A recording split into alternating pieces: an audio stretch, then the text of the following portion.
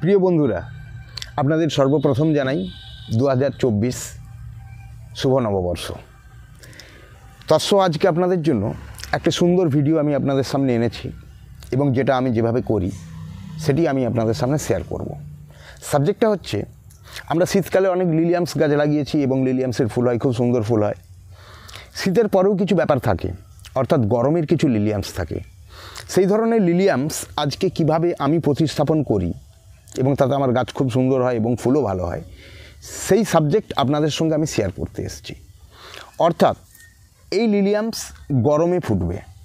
অনেকেই এটাকে MR লিলিয়ামস বলে থাকেন, অনেকে আমারি লিলিয়ামস বলে থাকেন, অনেকে ডাবল লিলিয়ামস বলে থাকেন। যে যাই বলুন না কেন, মোদ্দা কথা, গরমকালে যে লিলিয়ামসটি ফুটবে আজকে সেই লিলিয়ামস আমি আপনাদের সামনে এনেছি। এটি আমি কিভাবে প্রতিস্থাপন করি এবং কিভাবে আমি যত্ন করি, কোন পরিবেশে আমি রাখি, তার ফলে আমার কতটা ভালো ফুল হয়, এ সমস্ত কিছু সাবজেক্টের বিশদ আলোচনা আজকের এই ভিডিওর মধ্যে থাকছে। প্রথমেই বলি, এই ধরনের লিলিয়ামসের বাল্বস যেগুলো আসে সেগুলো এই অবস্থাতেই আসে। তো অনেকে চাইলে এই বাল্বসগুলোকে একটা বালির ওপরে এইভাবে বসিয়ে রাখতে পারেন। বসিয়ে রাখলে বাল্বসের নিচে দিয়ে দেখুন শিকড় আপনা আপ হতে শিকড় তৈরি হবে। এ দেখুন বসানো ছিল, এ দেখুন নতুন শিকড় তৈরি হচ্ছে। তো এইভাবে কিছুটা শিকড় তৈরি হয়ে যাওয়ার পরও কেউ বসাতে পারেন, কিংবা কেউ সরাসরিও প্রতিস্থাপন করতে পারেন। তো সেই জায়গায় আমি এই লিলিয়ামসগুলো প্রতিস্থাপন করার আগে আমি এই লিলিয়ামসগুলোকে একটু পরিষ্কার করে নিতে চাইছি। অর্থাৎ এই যে উপরের অংশগুলো একটু শুকনো আছে, তো এই ধরনের অংশগুলোকে আমি একটু এইভাবে কেটে পরিষ্কার করে দিতে চাইছি।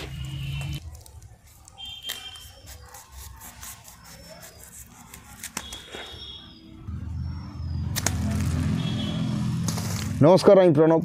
আপনারা দেখছেন মডেল নার্সারি বালিচক চ্যানেল, যে চ্যানেলের প্রত্যেকটি ভিডিও আপনাদের বাগানকে সুন্দর থেকে আরও সুন্দর করতে অবশ্যই সাহায্য করবে। তাই ভিডিওগুলো কোনো রকম স্ক্রিপ্ট না করে খুব মনোযোগ সহকারে ভিডিওগুলো দেখুন। আমি কিভাবে এই লিলিয়ামস গাছ, অর্থাৎ এই যে গরমের ফুল হবে লিলিয়ামস, আমার লিলিয়ামস, কেউ বলে আমার লিলি, কেউ বলে MR লিলি, মোদ্দা কথা গরমে এই লিলিয়ামসের ফুল হবে, কিভাবে তা প্রতিস্থাপন করতে হবে বা আমি কিভাবে প্রতিস্থাপন করি, সেই ভিডিও আজকে আপনাদের সামনে আমি শো করছি। দেখুন, প্রথমেই লিলিয়ামস গাছের যে মাথাগুলো আসে, এইভাবে বাল্বসগুলো আসে, এর যে শুকনো জায়গা, এগুলোকে আমি কেটে ফেলে পরিষ্কার করে দিই। এরপর এই লিলিয়ামসটি প্রতিস্থাপন করার জন্য কী ধরনের আমি মাটিটি তৈরি করি, কারণ প্রত্যেকটি গাছের মূল জায়গা হচ্ছে মাটি। মাটি যদি সে ঠিকমতো না তৈরি হয়, গাছ কখনোই ভালো ফুল ফল দিতে পারে না। তাই মাটির ওপর অবশ্যই আমাদের গুরুত্ব দিতে হবে।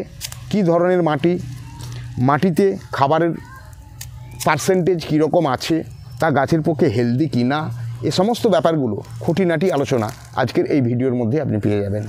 অর্থাৎ আমি যে মাটিগুলো তৈরি করি, এই লিলিয়ামসগুলো আমি আপনাদের সামনে প্রতিস্থাপন করব। 1 2 3 4 5 6 7 8 9 10টা লিলিয়ামস এখানে আছে। এই 10টা লিলিয়ামসের জন্য আমার প্রয়োজন হবে 10 পাত্র মাটি। আর এই লিলিয়ামসগুলো বসানোর জন্য আমি সর্বপ্রথম যেটা চয়েস করছি সেটা হচ্ছে 7 থেকে 8 ইঞ্চি পট। 7 থেকে 8 ইঞ্চি পট আমি চয়েস করছি।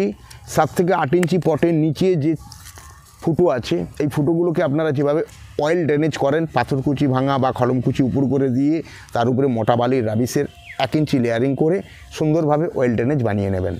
এরপর আমি বলি, এই 10টি লিলিয়ামস প্রতিস্থাপনের জন্য একদম সমমাপের 10টি পাত্র, অর্থাৎ এই 8 ইঞ্চি বা 7 ইঞ্চি যে পাত্রই নিন না কেন, 10খানা পাত্র একদম সমান মাপের নিলাম বা আপনি নেবেন। নেওয়ার পর কি করবেন, মাটির প্রিপারেশনটা বোঝার জন্য আমি প্রথমেই বলি, আমি এতে নিয়েছি 40% মাটি, অর্থাৎ 4 পাত্র মাটি। এখানে দেখুন আমি নিয়েছি 4 পাত্র মাটি, 40% আমি মাটি নিয়েছি 4 পাত্র। এর সঙ্গে আমি কি নিয়েছি, 1 পাত্র নিয়েছি কাউডাঙ্ক বা গোবর খত। যত পুরানো গোবর খত হয় তত ভালো। এখানে গেল 5 পাত্র। এরপরে দেখুন আমি কি নিয়েছি, 1 পাত্র নিয়েছি পাতা পচা সার, আর নিয়েছি 3 পাত্র নিয়েছি কোকোপিট, আর 1 পাত্র নিয়েছি পুরানো তুষ বা রাইসাক্স, যাই হোক। এগুলোকে আমি একসঙ্গে মিশিয়ে নেব। মিশিয়ে নিয়ে আমি তৈরি করব এই লিলিয়ামসের জন্য মাটি। সর্বপ্রথম আমি দিচ্ছি মাটি, 4 পাত্র মাটির মধ্যে আমি 2 পাত্র মাটি,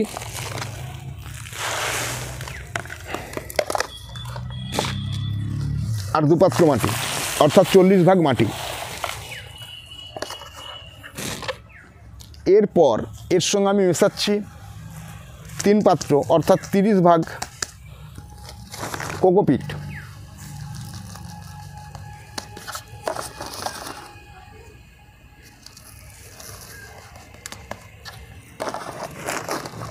এরপর আমি মেশাচ্ছি 1 পাত্র, এটি পুরানো নেবেন, রাইস আক্স, যত পুরানো হবে ভালো হবে।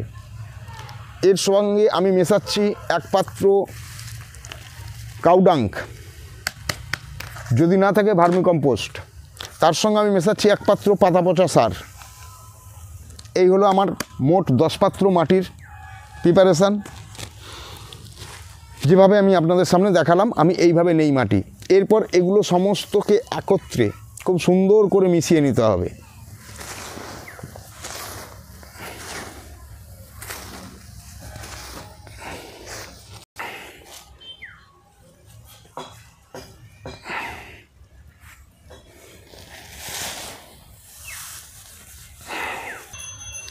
এবারে এই মাটির সঙ্গে আমি কিছুটা মেশাবো রাসায়নিক এবং কিছুটা জৈব। তো দেখুন, আমি প্রথমে ওই 10 পাত্র মাটি 8 ইঞ্চি বা 7 ইঞ্চি যে আমি মৌলিক উপাদানগুলো যেভাবে বলেছিলাম সেভাবে মিশিয়ে নিয়েছি। এরপর আমি এর সঙ্গে ওই 10 পাত্র মাটির মাপে আমি মেশাবো 50 গ্রাম সর্ষের খোলের গুঁড়ো, 50 গ্রাম সর্ষে খোলের গুঁড়ো। আর তার সঙ্গে আমি মেশাবো 50 গ্রাম সুপার ফসফেট, 50 গ্রাম সুপার ফসফেট। আর এর সঙ্গে আমি মেশাবো 15 গ্রাম গ্রোমোর, 15 গ্রাম গ্রোমোর। এই 3টি জিনিস আমি মাটির সঙ্গে অতিরিক্ত মেশালাম। এরপর আবার একে পুনরায় মাটিটির সঙ্গে সুন্দরভাবে মিশিয়ে নেব, যাতে এগুলো সমানভাবে মাটির সঙ্গে মিশে যায়।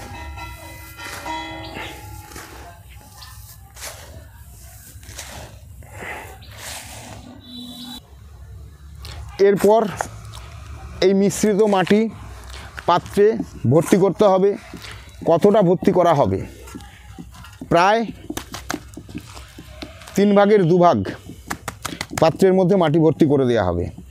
এরপর এই যে লিলিয়ামসের বাল্বস, এই লিলিয়ামসের বাল্বসকে একদম সোজাভাবে মাঝামাঝি, একদম সোজা মাঝামাঝি এইভাবে বসানো হবে। বসানোর পর সামান্য একটু মাটি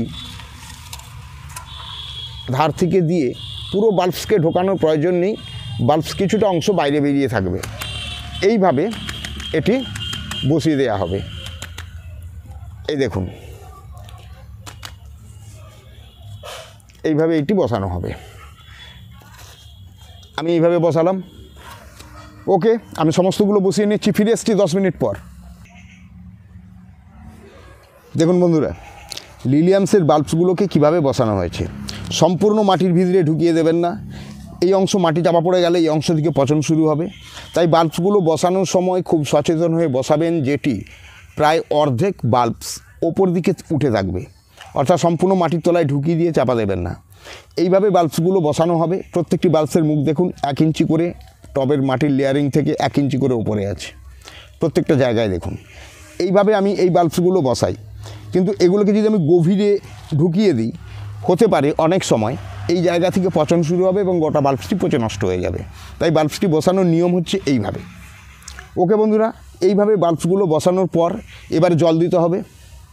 খুব ভালো করে জল দিতে হবে, যে জল ওপর থেকে একদম নিচে দিয়ে পরিষ্কার বেরিয়ে যাবে। বেরিয়ে যাওয়ার পর একে সম্পূর্ণ যেখানে আপনার রোদ লাগে, যে এলাকাতে আপনি নিয়ে যেয়ে সেই এলাকাতে এটি রাখবেন। গাছ বেরানোর পর এবারে আপনি এর গোড়ায় হালকা করে খোল পচানো খাবার 5-7 দিন খোলকে পচাবেন, পচিয়ে পাতলা করে জলের সঙ্গে মিশিয়ে ওটি আপনি ব্যবহার করতে পারেন। এছাড়াও আপনি ব্যবহার করতে পারেন সামান্য পরিমাণে ওই খোল পচার সঙ্গে সামান্য পরিমাণে পটাশ মিশিয়ে একসঙ্গে মিশিয়ে দিতে পারেন পাতলা করে। রাসায়নিকের মধ্যে আপনি ব্যবহার করতে পারেন স্প্রে ফুড। প্রথমে ব্যবহার করবেন 19-19-19 বা 20-20-20, অর্থাৎ ব্যালেন্স ফুড, যেটি গাছকে হেলদি করতে সাহায্য করবে। তারপর যখন ফুল আসার সময় হবে আপনি বুঝতে পারবেন, ঠিক তার আগেই আপনি করবেন 13-0-45। 1 লিটার জলে 2 গ্রাম 13-0-45 ফেলে গাছে স্প্রে করে দেবেন এবং তৎসহ গাছের গোড়াতেও কিছুটা করে জল দিয়ে দেবেন। এইভাবে যদি আপনি এই আমারি লিলিয়ামসকে আপনি কেয়ার করেন, তাহলে এই গাছ খুব সুন্দরভাবে গ্রোথ নেবে, খুব হেলদি হবে এবং সুন্দরভাবে ফুল ফুটবে, যেটা প্রচণ্ড আকর্ষণীয় এবং চোখে লাগার মতো ফুল।